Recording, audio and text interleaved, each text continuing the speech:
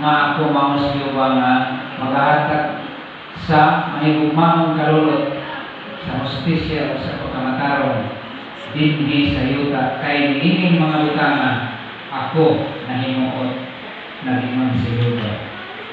Mao ni may ison nato na tekstong sa tuluhon may ison.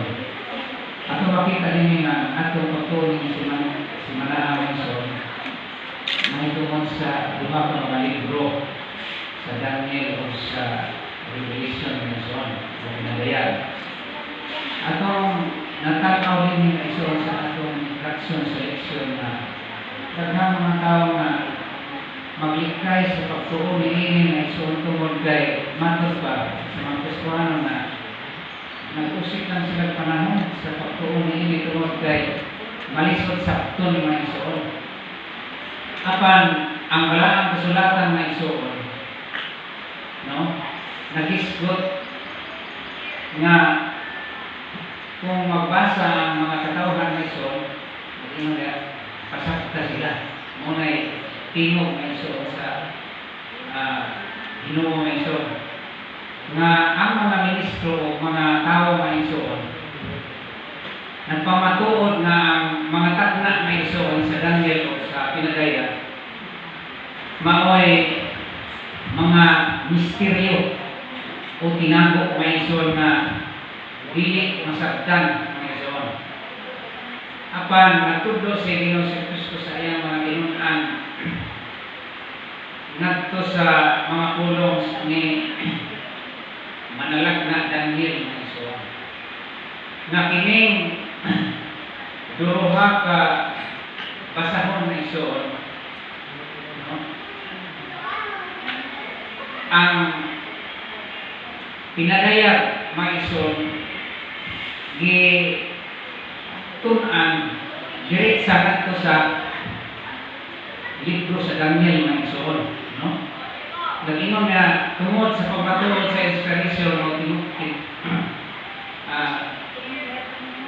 mga tinago nga isoon, nag-ingon nga nganong nanahas man ang mga tao sa pagtudlo nga ang pinadayag usa ka misteryo nga di makabot sa kining tawhanon pagsahod, no?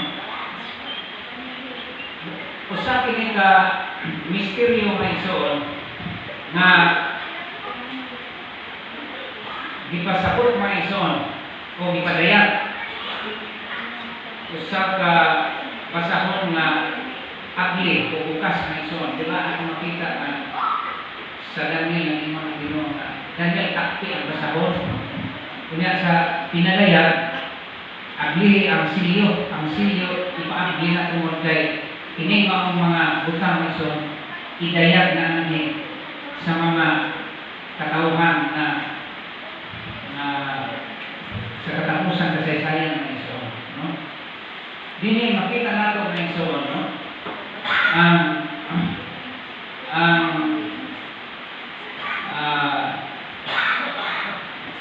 Importante din yung iso na kini duha ka mga naghatag sa labing importanteng panghimangno may iso, no? Na ihatag sa Diyos nani kanato o ihatag sa Diyos sa mga tao na iso bahin sa panghitabo ng mga bot mga iso, no? Sa kanabang katapusan ng kasaysayan o pagsira sa kasaysayan sa kalibutan ng iso. Nagtukamuan ng iso atong ginayon ganyan ng iso na nabuksan ng mga ina sa kalanahon ng iso, no? Sa kalalong o kining makalipay na kasibot sa kasinatian sa iglesia ng iso.